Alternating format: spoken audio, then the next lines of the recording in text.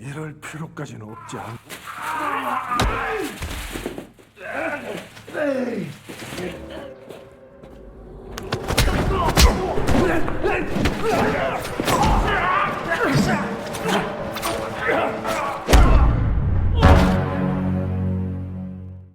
Halo, apa kabar semuanya? Semoga kalian semua sehat. Kali ini si Bray akan membahas sebuah alur cerita film berjudul Deliver Us From Evil. Bercerita tentang seorang mantan intelijen yang terus diburu oleh seorang pembunuh bayaran. Oke, tidak usah berlama-lama bagaimana alur ceritanya, mari kita saksikan sampai selesai.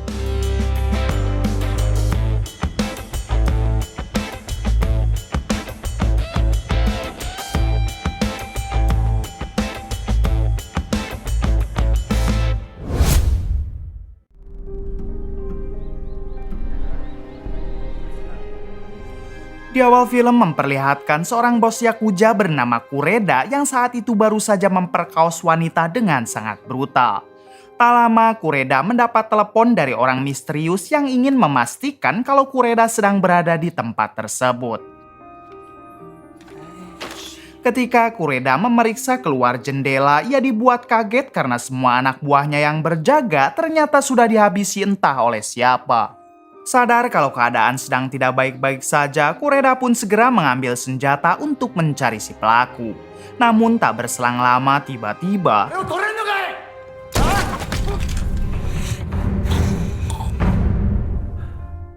setelah menghabisi Kureda, kita akhirnya diberitahu kalau pelakunya ini bernama Kim yang merupakan pembunuh bayaran profesional. Kemudian Kim pun pergi dari tempat tersebut dengan mengenakan baju tukang listrik sebagai penyamarannya. Keesokan harinya, Kim mendatangi seorang klien dari Jepang dan ternyata si klien Jepang inilah yang sudah menyewa Kim untuk menghabisi Kureda. Si klien Jepang sangat puas dengan cara kerja Kim dan ia pun langsung memberikan sekantong uang sebagai bayarannya. Setelah itu, Kim pergi ke tempat makan tradisional dan ia sempat melihat sebuah lukisan di pantai Panama. Kim yang merasa kalau pantai itu sangat indah dan tenang, ia pun berencana kalau suatu hari nanti Kim akan menghabiskan sisa umurnya di pantai tersebut. Kemudian kita akhirnya diberitahu kalau sebelum Kim menjelma menjadi seorang pembunuh bayaran, ternyata Kim dulunya adalah seorang intelijen pemerintah Korea Selatan. Dari kecil, Kim sudah dididik untuk menjadi mesin pembunuh yang sangat brutal. Hingga suatu waktu atasan Kim yang bernama Pak Yonko mendapat perintah dari kantor pusat kalau Kim harus diberhentikan. Rupanya pemerintah takut kalau Kim ini menjadi orang yang sangat buas dan tidak dapat dikendalikan. Pak Yono pun menyuruh Kim untuk menghilang sampai Kim beralih profesi menjadi seorang pembunuh bayaran. 떠날 수 있을 때 떠나라. 너에게 주는 마지막 임무다.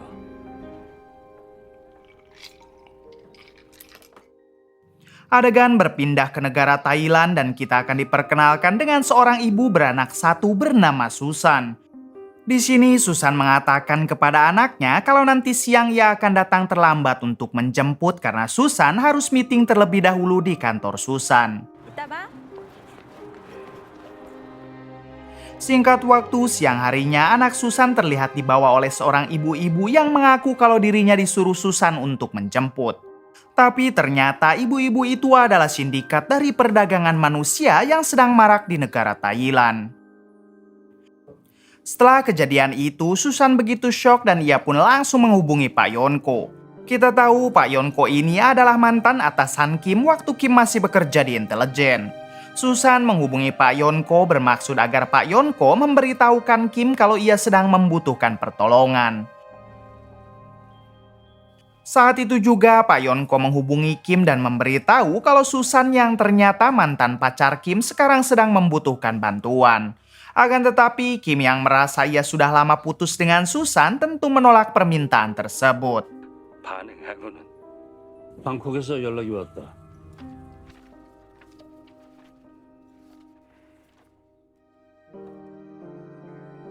Adegan kembali ke Susan yang sekarang sedang melapor ke polisi lokal mengenai kasus putrinya yang diculik kemarin. Rupanya para polisi juga sedang disibukkan dengan kasus penculikan karena sudah puluhan bocil yang menghilang dalam seminggu ini. Para polisi mencoba membuatkan brosur foto anak Susan dan mereka akan menyebarkannya ke berbagai wilayah. 더 추가할 부분 있으면 Ketika Susan melihat foto-foto bocil yang sudah diculik, tiba-tiba Susan mendapat telepon dari orang misterius yang meminta Susan pergi ke suatu tempat. Susan juga diminta untuk tidak memberitahu polisi apabila anak Susan masih ingin selamat. Mendengar hal itu, Susan pun bergegas ke tempat yang diminta oleh si penculik seorang diri. Beberapa hari kemudian, Kim mendapat telepon dari Pak Yonko yang mengabarkan kalau Susan sudah ditemukan tewas dan jasadnya sekarang ada di Korea Selatan. Mendengar hal itu, Kim pun bergegas ke tempat otopsi Susan dengan mengaku kalau ia adalah kerabatnya. Di sini, Kim mendapat informasi kalau Susan ditemukan tewas di negara Thailand dengan kondisi organ dalam Susan yang sudah hilang. Seketika Kim teringat kenangan dirinya bersama Susan. Ternyata waktu itu Kim dan Susan berencana meninggalkan Korea Selatan setelah Kim dipecat dari intelijen. Namun karena musuh-musuh Kim masih terus saja mengincarnya, Kim pun terpaksa ingin berpisah dengan Susan. Kim tidak mau kalau Susan akan menjadi celaka apabila ia terus bersama dengan Kim. 나 다시는 못 돌아올 수도 있어. 출국?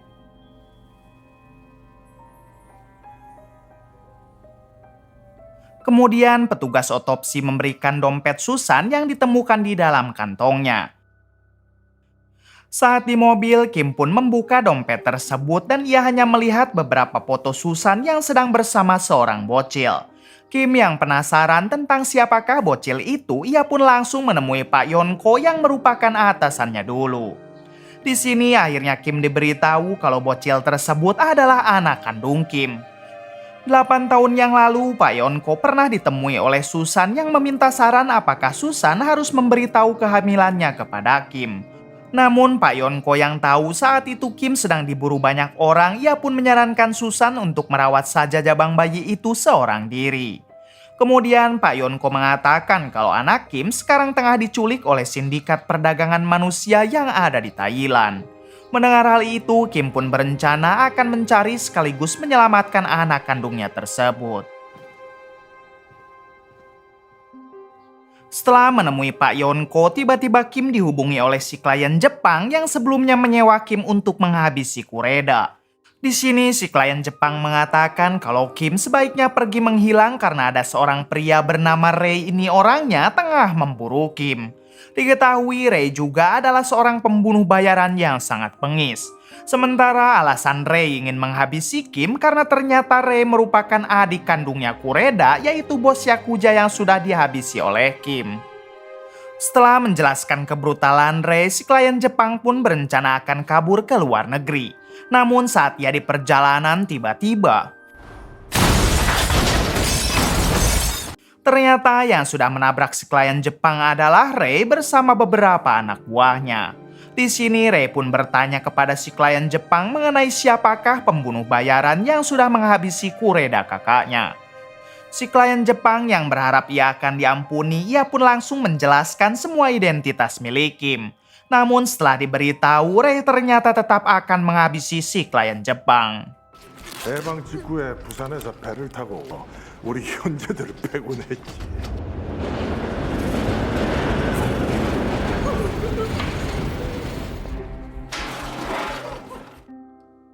Adegan berpindah ke Kim yang sekarang sudah ada di Bangkok, Thailand. Di sana, Kim menemui salah satu intel kenalan Pak Yonko yang bernama Kisae. Kisae yang sudah tahu maksud kedatangan Kim, ia pun segera membawa Kim ke kediaman Kisae. Di sini, Kim memberikan foto seorang sales real estate yang diduga bagian dari sindikat perdagangan manusia. Kisae yakin kalau sales ini pasti mengetahui tentang penculikan putri Kim. 돈 꽂힌 걸 아는 놈이 있단 얘기지. Keesokan harinya terlihat Kim yang sedang memantau pergerakan si sales. Hingga ketika si sales masuk ke dalam mobil tiba-tiba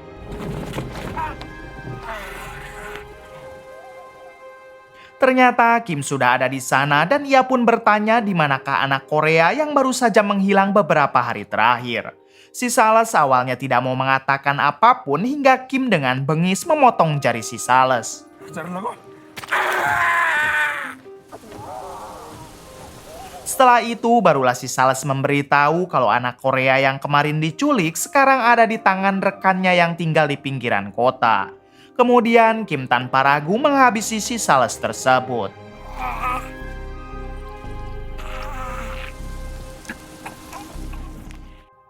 Adegan berpindah ke Ray yang ternyata ia baru saja menghabisi Pak Yonko. Rupanya Ray tidak akan segan menghabisi siapa saja orang yang pernah berhubungan dengan Kim. Di sana Ray juga menemukan poster anak Kim yang dinyatakan hilang di negara Thailand. Hingga Ray menyadari kalau sekarang Kim pasti berada di Thailand untuk mencari anaknya.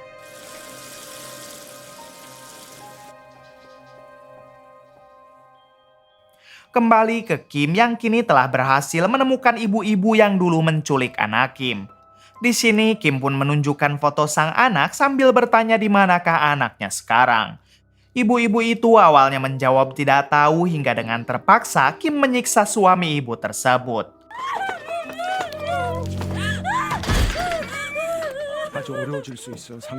Pada akhirnya si ibu memberitahu kalau anak Kim sekarang berada di tempat pelelangan manusia. Akan tetapi si ibu bersumpah kalau ia tidak mengetahui tempat pelelangan tersebut. Setelah itu, Kim kembali menemui Kisae untuk mencari informasi mengenai tempat pelelangan manusia. Kemudian Kisae mengenalkan Kim kepada seseorang yang mohon maaf seorang waria bernama Yui ini orangnya. Diketahui Yui banyak kenal dengan orang-orang kriminal dan Yui juga bersedia mengantarkan Kim ke tempat pelelangan pada besok sore. 유이예요. 혹시 게이 아니죠? 아우 씨발로만 좀 또 봐요. Keesokan paginya memperlihatkan Ray yang ternyata sudah berada di Thailand. Ray juga sudah menyewa 2 orang preman lokal yang akan ia jadikan sebagai petunjuk jalan. Lalu kedua preman itu membawa Ray ke sebuah tempat yang katanya mereka akan menunjukkan sesuatu. Tapi ternyata para preman tersebut berniat menjebak Ray dan ingin memeras semua uang Ray. Tentu saja hal itu adalah hal yang salah karena mereka tidak tahu siapa sebenarnya yang sedang mereka permainkan.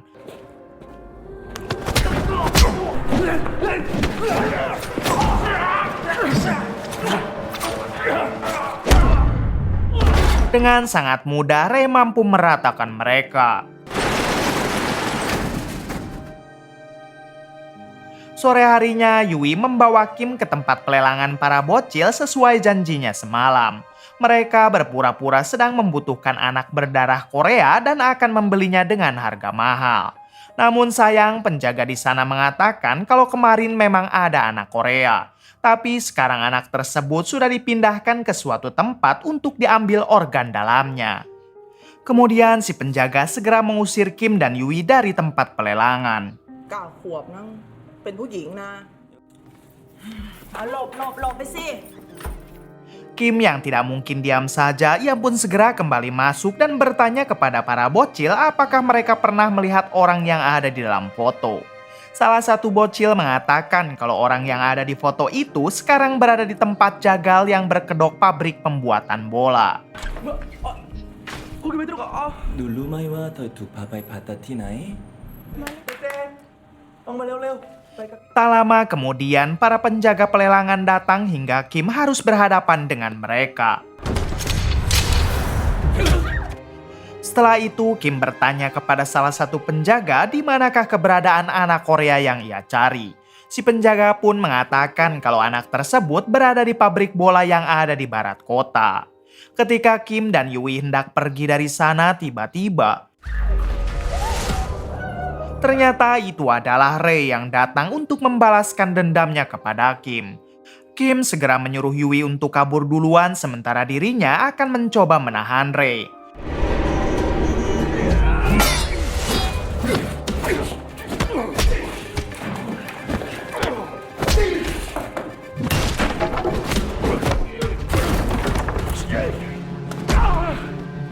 Terlihat mereka berdua sama-sama kuat hingga Kim memutuskan untuk kabur karena ia tidak mempunyai waktu untuk meladeni Ray.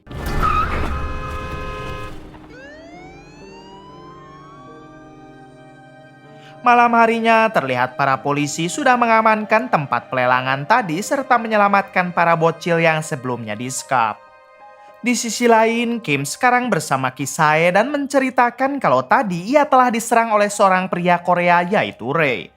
Kim meminta Kisae untuk berhati-hati karena Kim takut kalau Kisae juga menjadi incaran Ray.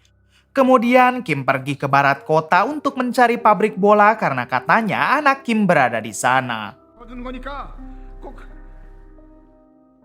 Keesokan paginya, Kim pun akhirnya sampai ke barat kota.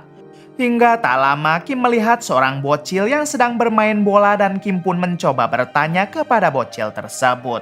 Setelah diberi uang, akhirnya si bocil mau menunjukkan di mana lokasi pabrik bola yang ada di wilayah sini. Di sisi lain, Ray terlihat sedang mendatangi toko senjata dan diketahui pemilik toko senjata ini adalah bagian dari sindikat perdagangan manusia. Ketika Ray sedang memilah-milih senjatanya, tiba-tiba ternyata Ray juga ingin tahu mengenai di mana lokasi anak Kim sekarang berada. Kembali ke Kim yang kini sedang mengawasi pabrik bola di seberang jalan. Setelah cukup lama memantau, akhirnya Kim melihat sang anak di salah satu ruangan pabrik bola. Kemudian Kim pun bergegas pergi untuk menjemput sang anak walaupun ia harus memutar arah. Namun saat di tengah jalan, tiba-tiba Kim diserang oleh Ray yang datang menggunakan bemo. Kim yang tidak punya waktu untuk meladeni Ray, ia pun memilih menghindar, tapi sayang para polisi juga ada di sana untuk menangkap Kim. Ternyata para polisi akan menangkap Kim akibat dari Kim sudah menghabisi beberapa orang di tempat pelelangan kemarin. Untungnya di insiden ini ada Ray sehingga tanpa disadari Ray telah membantu Kim untuk menghindar dari para polisi yang ingin menangkapnya.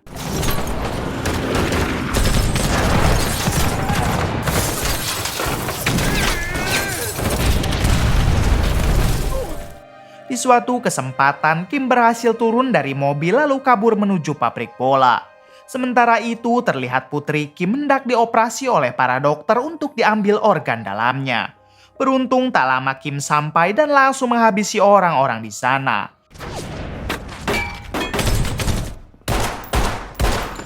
Kemudian Kim bergegas pergi membawa sang putri untuk kabur dari tempat tersebut. Malam harinya kita akan diperkenalkan dengan seorang bos mafia bernama Chow Po. Diketahui Chow Po ini adalah pemimpin dari para sindikat perdagangan manusia yang ada di Thailand. Chow Po nampak kesal karena beberapa bisnisnya sudah diganggu oleh Kim. Seperti tempat pelelangan waktu itu dan pabrik bola yang sekarang sudah diamankan oleh para polisi. Ketika Chow Po sedang memarahi anak buahnya, tiba-tiba mereka kedatangan Ray. Terlihat Ray datang sambil mengancam akan meledakkan granat yang ia bawa apabila keinginan dirinya tidak dituruti. Ternyata Ray hanya ingin berunding dengan pemimpin sindikat perdagangan manusia yaitu Chow Po. Di sini Ray mengatakan kalau ia ingin bergabung dengan kelompok Chow Po dalam memburu Kim. Ray tahu kalau Chow Po pasti sedang kesal kepada Kim, sementara Ray juga ingin segera membalaskan dendamnya. Why would you want to get him so badly?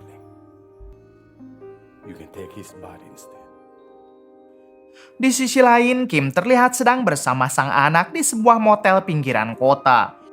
Kemudian Kim menghubungi Kisae untuk bertanya bagaimana ia dan putrinya pergi dari Thailand. Kisae mengatakan kalau Kim bisa memesan tiket kapal laut kepada seorang calo kenalan Kisae dan ia akan memberikan nomor teleponnya. Kemudian Kim menyarankan Kisae agar Kisae juga pergi meninggalkan Thailand. Apabila Kisae mau, ia akan menunggu Kisae di hotel dekat pelabuhan pada besok pagi. Setelah itu, Kim menghubungi Yui untuk bertanya bagaimana keadaan Yui sekarang. Yui mengatakan kalau kelompok Chow Po sekarang sedang memburu dirinya. Mendengar hal itu, Kim bersedia akan memberikan uang untuk Yui agar Yui juga bisa kabur dari Thailand. Kim meminta Yui agar datang ke hotel dekat pelabuhan pada besok pagi dan ia akan memberikan uangnya. Beberapa jam setelah itu, adegan berpindah ke Ray yang ternyata ia dan beberapa anak buah Chow Po sudah menyandra Kisae. Di sini Ray meminta Kisae untuk memberitahukan keberadaan Kim sekarang. Namun setelah diberitahu, ternyata Ray malah langsung menghabisi Kisae. Singkat cerita, besok paginya Kim membawa sang anak ke sebuah hotel dekat pelabuhan. Ketika sudah di dalam kamar, Kim beberapa kali mencoba mengajak ngobrol anaknya, tapi si anak tak kunjung mau mengatakan apapun. Takut kalau anaknya kenapa-napa, Kim pun segera menghubungi dokter hotel untuk memeriksakan sang anak. Yes. Tak lama dokter itu pun datang dan segera memeriksa anak Kim. Setelah diperiksa, si dokter menjelaskan kalau anak Kim baik-baik saja. Si anak hanya sedikit mengalami depresi dan ia yakin dalam beberapa hari ke depan akan normal kembali. Kemudian Kim meminta tolong kepada si dokter agar si dokter mau menemani anaknya sebentar. Please. Thank you. Ternyata Kim berencana untuk membeli dulu tiket ke seorang calo kenalan Kisae karena Kim tidak mau sampai harus kehabisan tiket. Setelah membeli tiketnya, si calo mengatakan kalau Kim akan berangkat pada jam 5 sore. Ketika Kim kembali ke hotel, ternyata hotel tersebut sudah dipenuhi semua anak buah Chaopo yang ingin menangkap Kim hingga terjadilah keributan.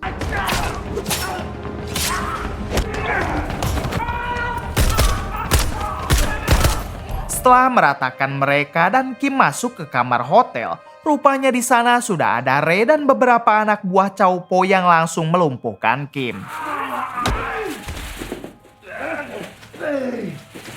Sementara itu, si dokter yang tadi sudah dihabisi oleh Ray, sedangkan anak Kim sekarang berada di dalam koper.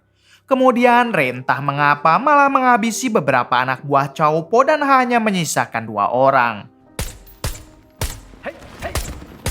I pay double. Di sini Ray meminta 2 orang tersebut untuk membawa Kim ke tempat lain karena ia akan menguliti Kim terlebih dahulu. Sedangkan untuk anak Kim yang berada di dalam koper akan Ray bawa menggunakan mobil lain.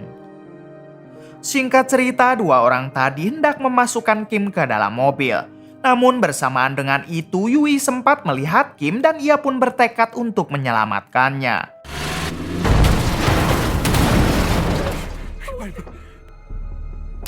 Tak lama Kim melihat Ray yang baru saja tancap gas menggunakan mobil lain.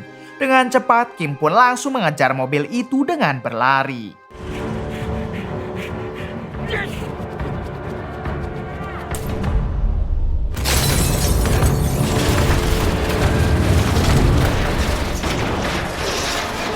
Di insiden ini Kim mampu terpojokkan oleh Ray hingga Kim mengaktifkan granat lalu membuangnya ke samping mobil.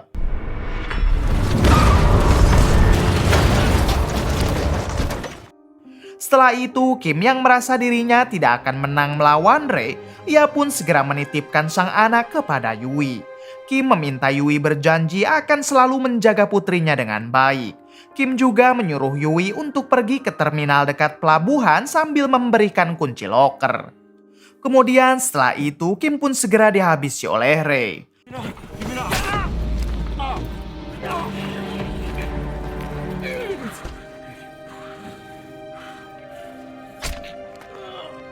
Namun ternyata di sini Kim sudah memegang granat lalu tiba-tiba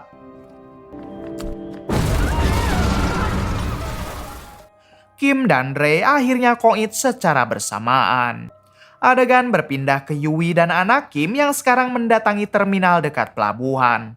Ketika Yui membuka loker yang sebelumnya dikatakan Kim, ternyata isinya adalah semua tabungan Kim saat ia bekerja menjadi seorang pembunuh bayaran. Bukan hanya itu, di sana juga sudah ada tiket yang sebelumnya dibeli Kim menuju negara Panama.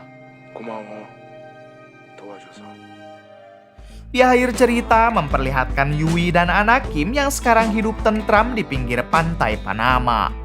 Tamat. Bagaimana menurut kalian? Oke, terima kasih yang sudah menonton sampai akhir. Mohon maaf bila banyak kesalahan. Salam dari Brian Movie.